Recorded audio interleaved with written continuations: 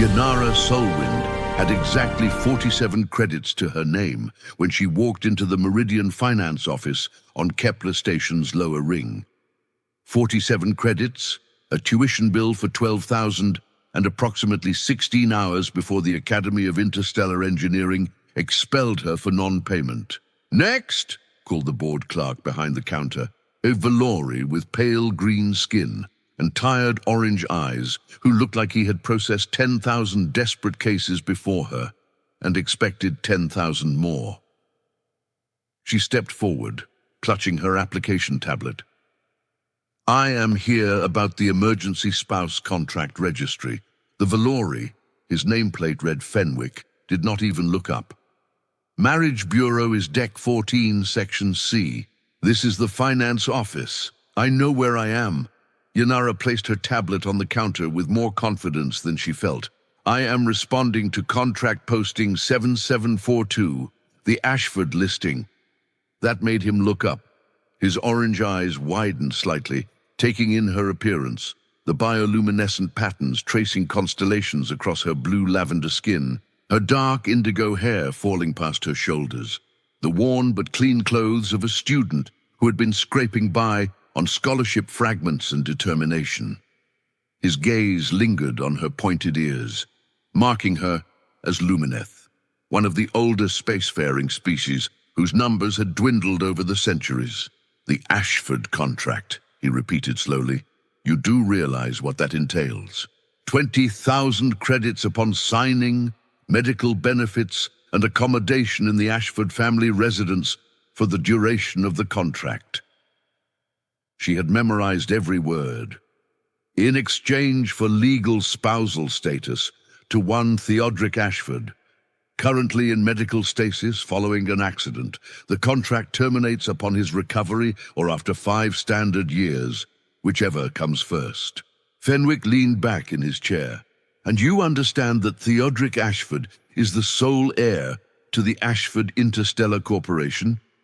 That his grandmother, Dame Millicent Ashford, posted this contract because some old family healer told her that her grandson's recovery depends on him being married before his 30th birthday, which happens to be tonight at midnight. I read the listing. Did you also read the part where approximately 200 other applicants have been rejected in the past 3 days? Dame Millicent is particular." Yanara straightened her spine. "I am not here to pass some test of worthiness. I need the money. They need a legal spouse. It is a transaction, nothing more." Something shifted in Fenwick's expression. Not quite approval, but perhaps a grudging respect. He tapped his console. "Your application is already in the system. Submitted it last night, did you?" 3 in the morning. Desperate times. He stood, gesturing toward a door she had not noticed before. "Come with me. Dame Millicent reviews all final candidates personally." And the door led to a private lift that whisked them upward through Kepler Station's rings, from the cramped corridors of the lower levels to the expansive luxury of the upper decks. Yanara had lived on this station for 3 years and never set foot above Deck 40. Now she was ascending past 60, 70, 80. The doors opened onto a reception area that probably cost more to furnish than her entire education. Actual fabric covered the furniture, not synthetic, but real woven textiles from old Earth. A window dominated one wall, offering a view of the planet below, its swirling amber atmosphere catching the light of the distant sun. And sitting in the center of it all, wrapped in a shawl that probably cost more than Yanara's childhood home, was Dame Millicent Ashford. She was human, old in the way that only the very wealthy could afford to be. She had clearly chosen to age naturally rather than pursue rejuvenation treatments, and her white hair and lined face carried a dignity that artificial youth could never replicate. Her eyes, though, were sharp as cutting lasers. "So," Dame Millicent said, not bothering with pleasantries, "you are the Lumineth girl who applied at 3 in the morning with a personal statement consisting of exactly 1 sentence." Yanara nodded. "I need money. You need a spouse for your grandson. The arrangement benefits us both. Refreshingly honest. Dame Millicent gestured to the seat across from her. Sit. The others gave me speeches about honor and duty and their deep respect for the Ashford legacy. One woman actually cried. Tell me, Miss Solwind, why should I choose someone who admits she is only here for the credits? Because I will not pretend otherwise. Yanara sat, forcing herself not to fidget. I will not develop feelings for a man in medical stasis. I will not create drama. I will sign the contract, collect my payment, pay my tuition, and stay out of your family's way until the arrangement ends. You are not looking for a real wife for your grandson. You are looking for someone who will not cause problems. Dame Millicent studied her for a long moment. You are in your final year at the academy, yes? Stellar engineering, with a focus on navigation systems? Yes. And your family? Yanara's jaw tightened. I have none. The records say otherwise. A mother, a brother. I have none, Yanara repeated, and something in her voice made Dame Millicent pause. The old woman nodded slowly. Very well. One more question, Miss Solwind. My grandson has been in stasis for 11 months. The doctors say his body is healed, but his mind, it wanders somewhere we cannot reach. If he never wakes, this contract means you would be tied to a sleeping man for 5 years. Would you accept that? Yanara thought of her empty apartment, her mounting debts, the expulsion notice waiting in her messages. She thought of her mother's last words to her. Worthless daughter, waste of resources, should have sold you when I had the chance. I have been alone for a long time, she said quietly. 5 more years will not change much. Dame Millicent's expression shifted, something almost like sadness flickering across her features. Then let us hope it does not come to that. Fenwick, bring the contracts. The ceremony, if it could be called that, took place in a medical suite. Theodoric Ashford lay on a bed surrounded by monitoring equipment, his black hair stark against the white pillow, his features peaceful in the unnatural stillness of stasis. He was handsome, Yanara supposed, in the way that wealthy humans often were.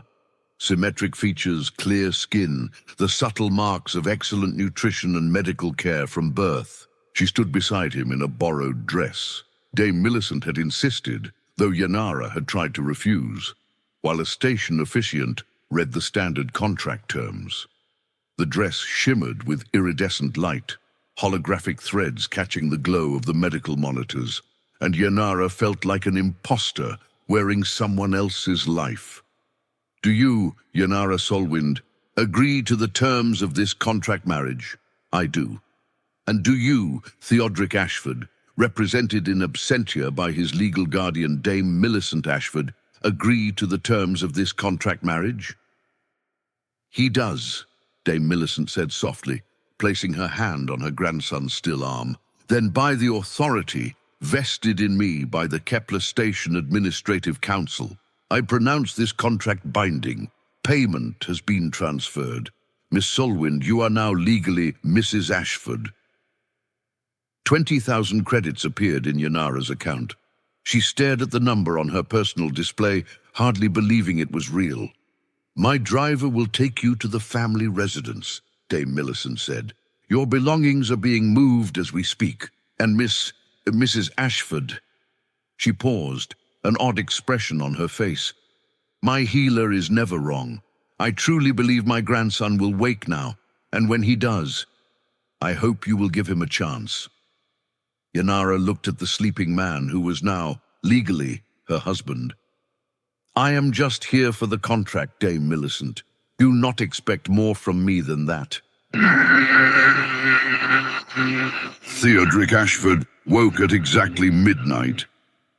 Yanara had been sleeping in one of the 17 guest rooms of the Ashford residence, a penthouse suite that occupied an entire deck of the station's upper ring, when alarms began shrieking from the medical wing.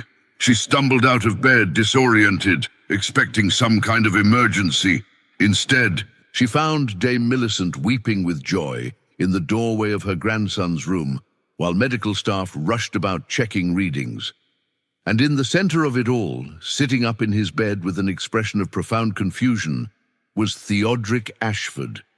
He was even more handsome awake, Yanara noticed with irritation. Dark eyes that caught the light, a strong jaw, the kind of presence that filled a room, even when the owner of that presence was wearing a hospital gown and had clearly not showered in 11 months.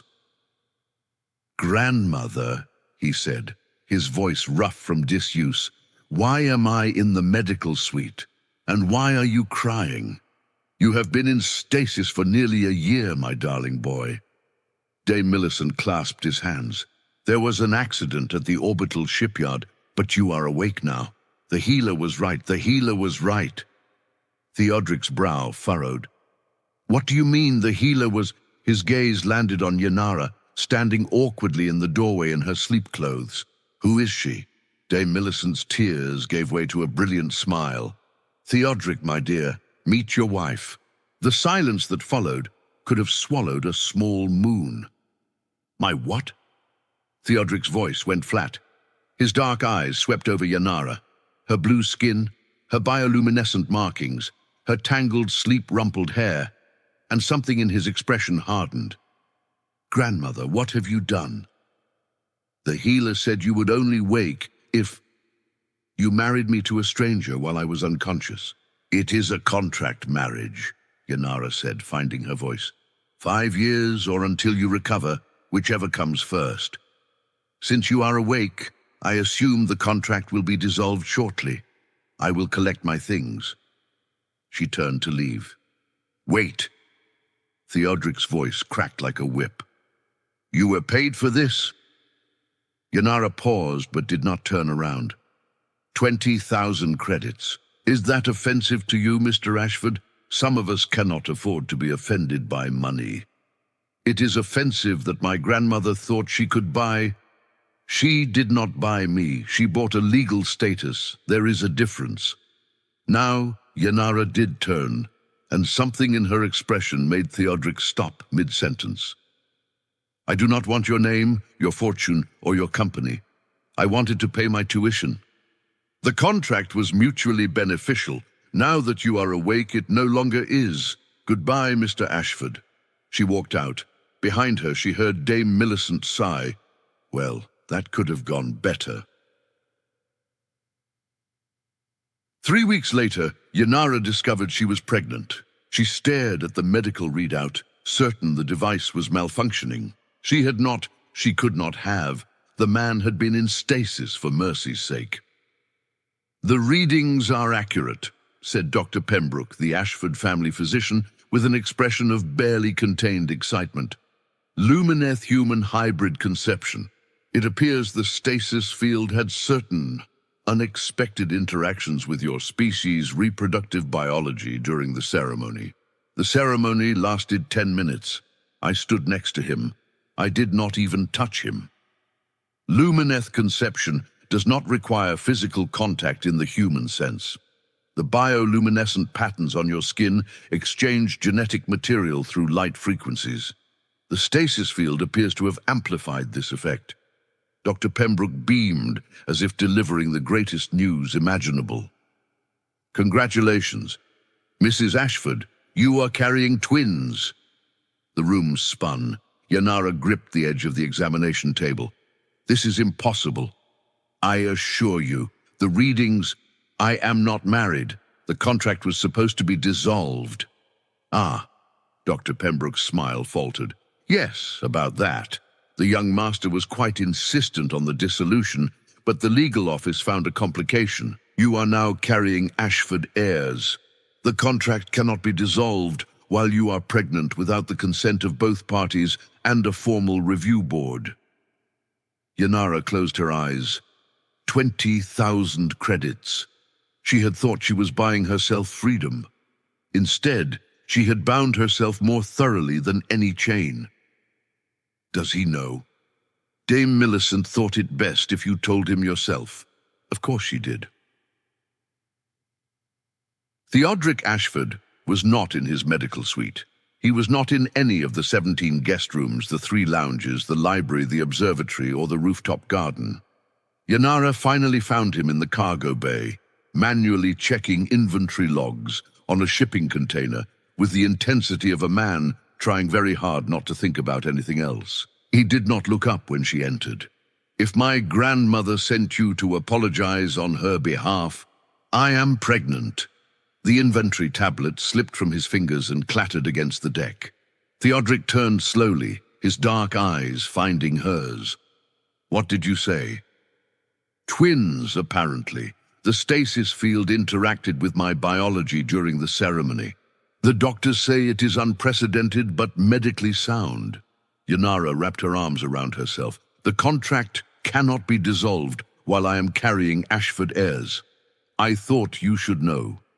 She expected anger. She expected accusations, demands, perhaps even violence.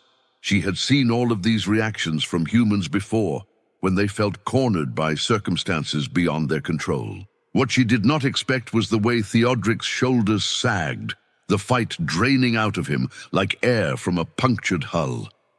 "Sit down," he said quietly. "I prefer to stand.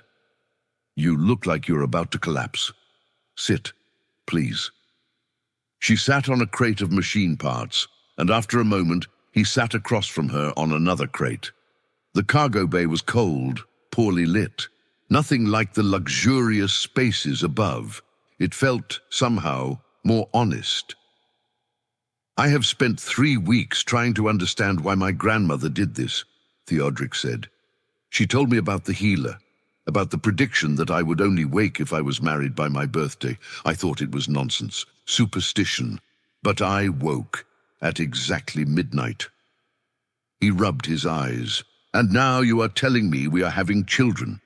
Children I did not choose, from a marriage I did not consent to. Neither did I. I know." He met her gaze, and for the first time, she saw something other than cold dismissal in his expression. "I know. I have been so angry at the situation that I forgot. You did not choose this either, did you?" "Not really. I chose to sign the contract. For 20,000 credits because you were desperate." He laughed, but there was no humor in it. "I spent more than that on my last vacation. I never thought about what that money might mean to someone else, what it might drive them to do." Yanara did not know how to respond to that. She had expected many things from the heir to the Ashford fortune, but self-awareness was not among them. "What do we do now?" she asked finally. "I do not know." Theodric looked down at his hands. "But I think we need to figure it out together. However this happened, those children are mine. I will not abandon them." "And me?" He was quiet for a long moment. "My grandmother says she prepared a dowry for you, a mansion in the central ring, investments, enough credits to never work again," she thought. He shook his head. "She thought she was doing me a favor, securing my legacy before I even woke up. I do not want a dowry. I want to finish my engineering degree and build a career. I want to be something other than someone's unwanted wife. Then we will figure that out too." Theodric stood, offering her his hand. "Come, you should not be sitting in a cold cargo bay in your condition. My grandmother will have my head if anything happens to you." Yanara looked at his hand for a long moment. Then, slowly, she took it. The next several months were strange, awkward, and occasionally terrifying. Theodric moved into one of the guest suites, maintaining a careful distance while still insisting on being present for every medical appointment. He sat through lectures on Lumineth human hybrid pregnancy with the intensity of a student cramming for finals, asking questions that made Dr. Pembroke blink in surprise. Most fathers by accident are not quite so thorough, the doctor admitted after one particularly detailed session. Most fathers by accident did not miss 11 months of their child's development, Theodric replied. I have catching up to do. Dame Millicent watched these interactions with barely concealed delight, which Yanara found deeply suspicious. The old woman had a tendency to appear at inconvenient moments with cups of tea and suggestions for baby names. "You planned this," Yanara accused her one afternoon. "Not just the contract, all of it. You knew what would happen." Dame Millicent smiled serenely. "I knew nothing. My healer simply said that Theodric needed a wife to wake, and that the right wife would know she was the right wife when the time came. Everything else was simply fate. I do not believe in fate." "Then believe in happy accidents." Dame Millicent patted her hand. "You are good for him, you know. He has been so cold since his parents died, so focused on the company that he forgot how to be a person. But with you, I see glimpses of the boy he used to be." Yanara did not know what to do with that information, so she filed it away and tried not to think about it. She returned to her classes, because the contract money had paid her tuition and she refused to waste it. The other students stared at her growing belly. Lumineth pregnancies progressed faster than human ones, and whispered about how the poor scholarship student had somehow landed an Ashford. "Gold digger," she overheard one day in the corridor. "Trapped him with a baby, classic maneuver." She kept walking, because what else could she do? But word got back to Theodric somehow, and the next day he appeared at her navigation systems lab in full business attire, flanked by 2 of his personal security staff. "Mr. Ashford," Professor Harwich stammered. "We were not expecting. I'm here to escort my wife to lunch." Theodric crossed the room to Yenara's workstation, ignoring the stunned silence of 30 engineering students. "If you are finished with your calculations, I am in the middle of a simulation run. Then I will wait." He sat in the empty chair beside her, perfectly at ease despite the stares drilling into his back. Yanara looked at her simulation, then at him, then back at the simulation. "You did not have to do this. I have been informed that my wife is being harassed by her classmates. As her husband, it is my responsibility to ensure she feels supported. We both know this marriage is a legal arrangement, yes." Theodric's voice dropped lower, meant only for her. "But those are my children you are carrying. Anyone who disrespects you, disrespects them. I will not tolerate it." The simulation beeped, completed. Yanara saved her work, gathered her things, and let Theodric escort her out of the lab without another word. She did not know when this arrangement had become something else. She only knew that it had. The trouble began 6 months into the pregnancy. Yanara's estranged brother Pelthar appeared at the Ashford residence with their mother in tow, demanding to speak with the famous Mrs. Ashford about family obligations. "I have no family," Yanara said through the security intercom. "Leave." "That is not very sisterly." Pelthar's voice dripped with false sweetness. His green-scaled face, he had taken after their Saurian father while Yanara had inherited their Lumineth mother's features, pressed close to the camera. "We are blood, Yanara, and blood takes care of blood. Surely your wealthy husband can spare a few credits for your poor relatives." "I will spare nothing for people who tried to sell me to a labor contractor when I was 14. That was a misunderstanding." "Guards!" Dame Millicent appeared at Yanara's elbow, her voice sharp as frozen steel. "Remove these people from the premises. If they return, contact the station magistrate." Pelthar's expression twisted. "You will regret this, sister. The Ashfords are not the only powerful family on this station." The guards escorted them away, but Yanara could not shake the chill that settled in her bones. "They will not give up," she told Theodric that evening. "Pelthar has always been obsessed with money and our mother. She has gambling debts, large ones. They must have heard about the dowry." Theodric's jaw tightened. "Then we will increase security. Nothing will happen to you or the children. You do not understand. Pelthar knows people, dangerous people, loan sharks, smugglers, the kind of criminals who operate in the station's underbelly. And I know the station governor, 3 council members, and the commander of the local security force. Theodric took her hands in his. When had that become comfortable? And met her eyes. I will protect you, I promise. She wanted to believe him. She almost did.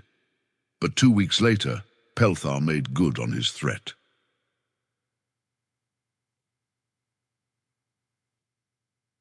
The attack came during what should have been a routine prenatal scan.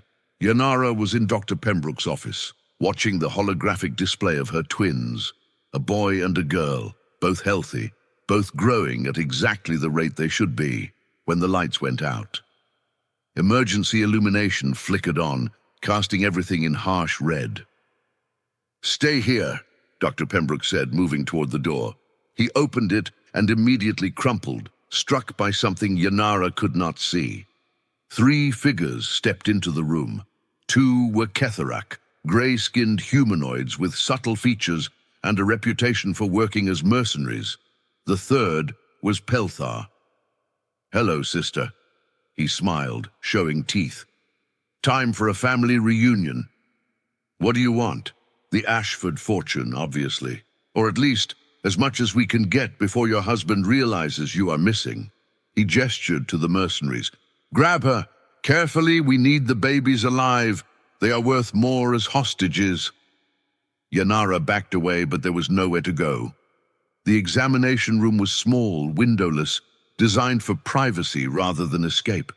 One of the Ketharak reached for her, and then the wall exploded. Not the door, the actual wall.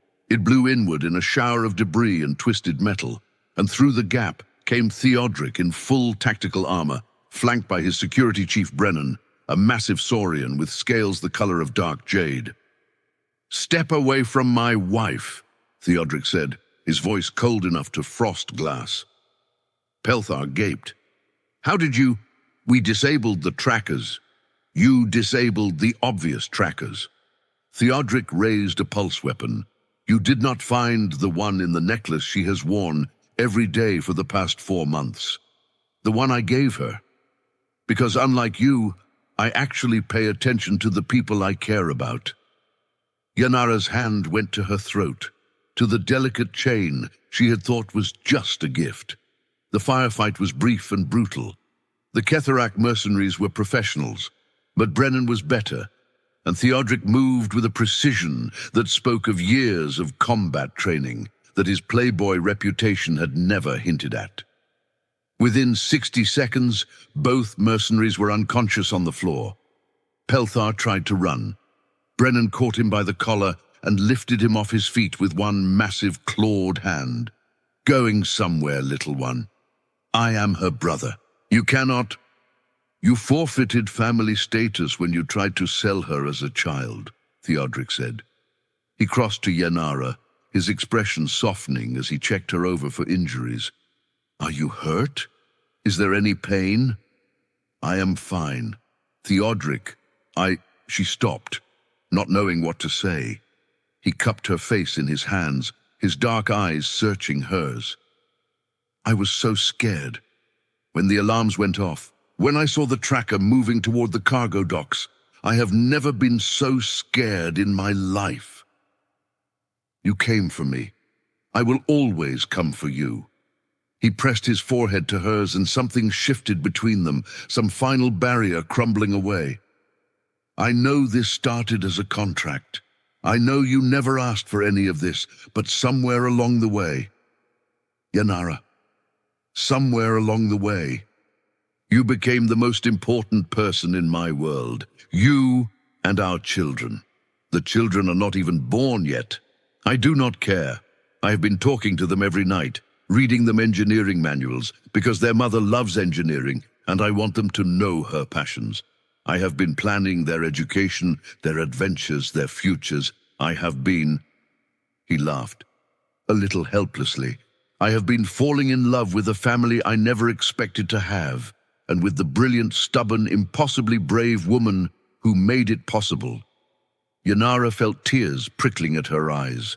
Lumineth did not cry often, but when they did, their tears glowed faintly, tiny stars trailing down their cheeks. This is a terrible time for a love confession. I'm standing in a destroyed medical office, surrounded by unconscious mercenaries. Yes, well, Theodric grinned, and for the first time, she saw the boy Dame Millicent had spoken of, the one who had been buried under years of loss and responsibility. I have never been great at timing, she kissed him. Brennan, still holding the squirming Pelthar, politely looked away. The trial was swift. Pelthar and his mother were sentenced to 15 years in a rehabilitation facility on one of the outer colony worlds, far from Kepler Station, far from the Ashfords, far from any possibility of causing more harm. You could have had them executed, Yanara said as they watched the transport ship depart. Attempted kidnapping of Ashford heirs, no one would have questioned it. They are still your blood, Theodric replied. I would not take that from you, even if they deserve it. I told you, I have no family. You have me. He wrapped an arm around her shoulders. And grandmother. And Brennan, whether you want him or not, he has apparently adopted you as an honorary clan member, which means he will fight to the death for you at any given moment. That seems excessive. Saurians take their honor bonds seriously. Theodric smiled. You also have approximately 47 staff members who have decided you are the best thing to ever happen to this household. A doctor who writes academic papers about your pregnancy and... He paused, his hand coming to rest on her belly. 2 very impatient children who are going to arrive any day now and will undoubtedly cause glorious chaos. Yanara leaned into him. That is a lot of family for someone who had none. It is a start. The twins were born on a Tuesday, in the same medical suite where Theodric had awakened almost a year before.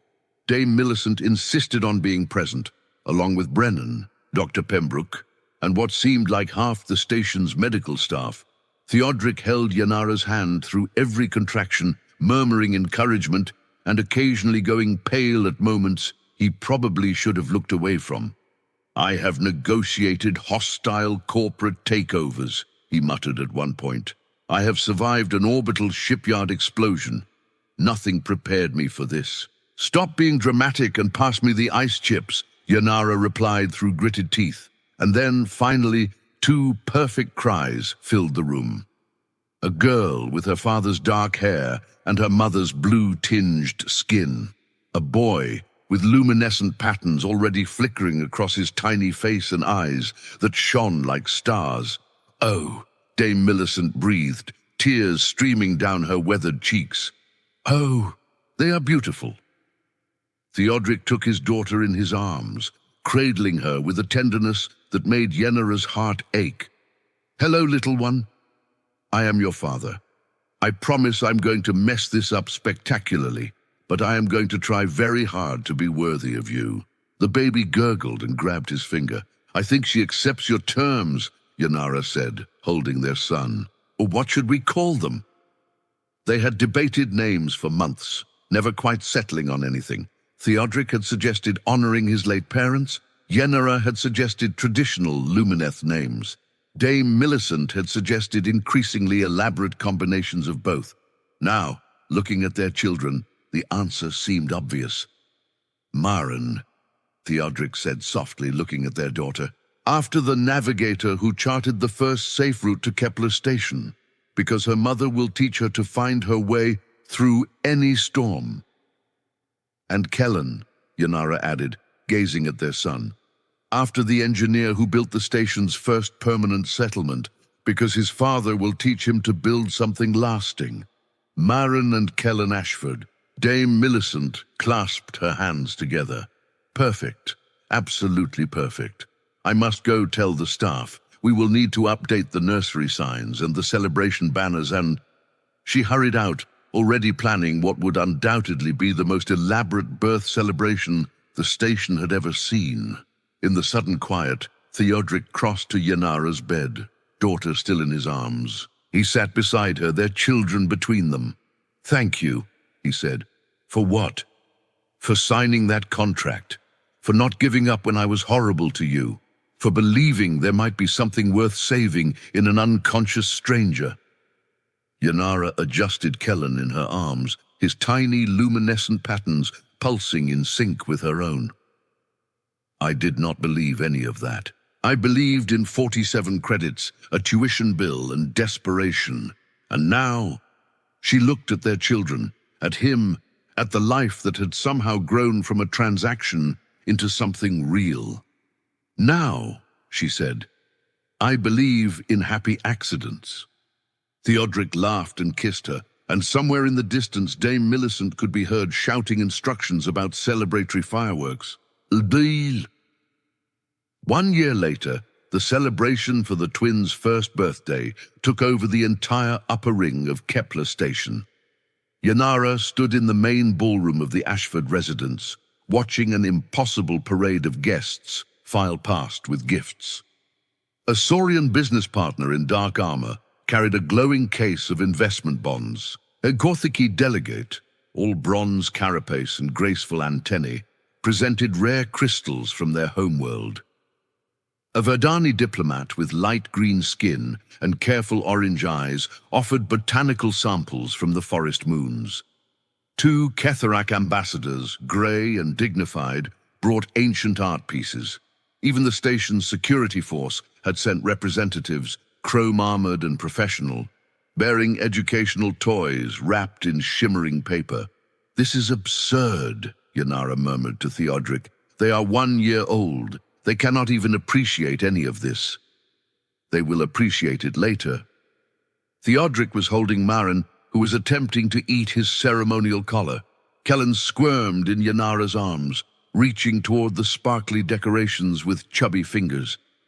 "Besides, Grandmother would have my head if we scaled back. She has been planning this since before they were born. She planned our wedding before we even met."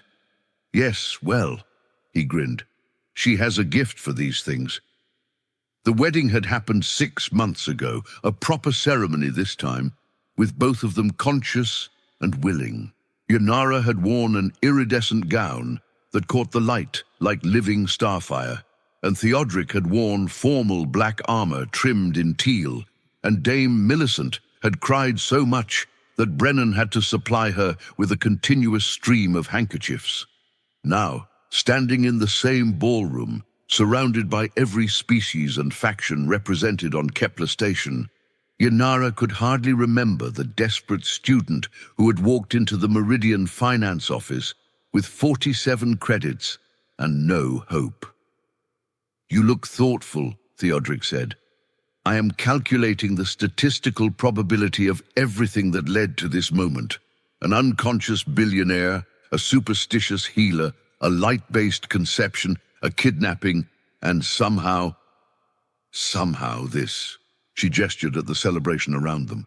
"The math does not work. Some things are not meant to be calculated." He shifted Marin to his other arm. She was getting heavy, growing faster than anyone expected, and pulled Yanara close. "Some things just are. That is not very scientific. But says the woman who married me for 20,000 credits and ended up revolutionizing the family company's navigation systems as a side project." "That was not a side project. That was proper engineering work. That was you redesigning our entire fleet's routing algorithms. Because, and I quote, the existing system was an embarrassment to anyone who understood basic trajectory optimization." Yanara felt her face warm. The old system was wasteful. The old system was designed by a team of 15 specialists over 3 years. You fixed it in a weekend. It was a slow weekend. Theodoric laughed, a sound that still surprised her sometimes. When they had first met, she had not thought him capable of such warmth. "I love you, you impossible woman. I love you too." She leaned into him, their children between them, the future stretching out like the stars beyond the station's viewport. even though you still have terrible timing. I am working on it. Dame Millicent appeared beside them, practically glowing with satisfaction. The photographer is ready for the family portrait, and I have taken the liberty of arranging a small surprise. Grandmother, the last time you arranged a surprise, I ended up married in my sleep, and it worked out wonderfully. She beamed. Trust me. She led them to a platform at the center of the ballroom, where holographic projectors cast images of the twins' first year, first steps, first words, first attempts at eating solid food that had resulted in spectacular messes. The assembled guests cooed and murmured. Then Dame Millicent raised her hand for silence. Honored guests, I have an announcement. As many of you know, my grandson was not supposed to wake from his stasis. The doctors had given up hope. But 1 year and 9 months ago, a young woman walked into a finance office with nothing but determination and desperation, and she agreed to a contract that seemed impossible. Dame Millicent's voice wavered slightly. She did not know it then, none of us did, but she was exactly what my grandson needed, not just to wake, but to live, to truly live, for the first time since he lost his parents. Yanara felt Theodric's hand tighten around hers. Today, we celebrate not just my great-grandchildren, though they are certainly worthy of celebration. Dame Millicent smiled at Maren and Kellen. Today, we celebrate family. The family we are born into, and the family we find along the way. The family that surprises us, challenges us, and makes us better than we ever thought we could be. She turned to Yanara. My dear girl, when you came to us, you said you had no family. I hope we have shown you that you were wrong. You are an Ashford now, not by contract, but by choice, and we are so very grateful that you chose us. The applause was thunderous. Yanara blinked back tears, her luminescent markings flickering with emotion. Maren reached out and patted her cheek with a tiny hand. Mama cry? The little girl asked, her first clear sentence. Mama is happy, Yanara managed. Very, very happy. Later that night, after the guests had departed and the twins had been put to bed, Yanara stood at the panoramic window of their quarters, watching the planet below spin slowly in the darkness. Theodric joined her, pressing a cup of warm spiced tea into her hands. You are thinking again. Always. Dangerous habit, says the man who woke from an 11-month coma and immediately demanded quarterly profit reports. I had catching up to do. He stood beside her, their reflections ghostly in the glass, his dark armor exchanged for comfortable clothes, her iridescent gown replaced by simple robes. What are you thinking about? Probabilities. How unlikely all of this was. She took a sip of her tea. If I had not needed the money, if your grandmother had not listened to her healer, if the stasis field had not interacted with my biology, if Pelthar had not attacked, forcing us to confront what we were actually feeling, every step along the way could have gone differently. But it did not. But it did not. She leaned her head against his shoulder. I spent so long believing I was alone in the universe that I had to fight for everything myself, trust no one, depend on nothing but my own abilities. And now... Yanara looked back at the bedroom where their children slept, at the life she had built from nothing but a desperate bargain. Now I have more than I ever thought possible, and it terrifies me. Theodric turned her to face him, his dark eyes serious. Why? Because I could lose it, all of this. You, the children, everything. Her voice dropped to a whisper. Before, when I had nothing, there was nothing to take. Now, I have everything to lose. He cupped her face in his hands, just as he had in that destroyed medical office when he had confessed his love. You will not lose us. I will not let that happen. And neither will grandmother or Brennan or the small army of people who have decided that protecting this family is their personal mission. You cannot guarantee that.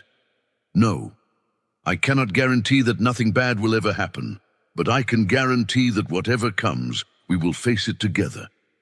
He pressed his forehead to hers. That is what family means. Not a guarantee of safety, but a promise that you will never have to face the storm alone. Yanara closed her eyes, feeling the warmth of him, the steady rhythm of his heartbeat. When did you become so wise? I spent 11 months in a coma. Apparently, my subconscious used the time productively. She laughed despite herself. That is not how stasis works. It is how love works. He kissed her forehead. Come to bed. The children will be awake in 6 hours demanding attention, and you need rest. 5 hours and 47 minutes based on their usual patterns. Of course you calculated it. I am an engineer. I calculate everything. They walked to their bedroom together, past the door where Maren and Kellen slept, past the holographic displays of their wedding and the twins' birth, and 100 other moments that had somehow become a life. At the threshold, Yanara paused. Thank you, she said. For what? For waking up.